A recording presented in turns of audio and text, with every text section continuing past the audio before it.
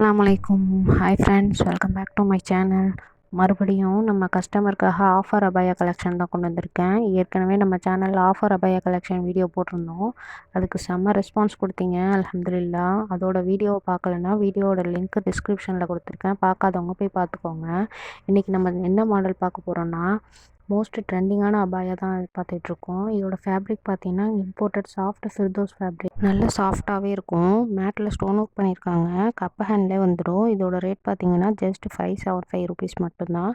Free ஷிப்பிங்லேயே வாங்கிக்கலாம்.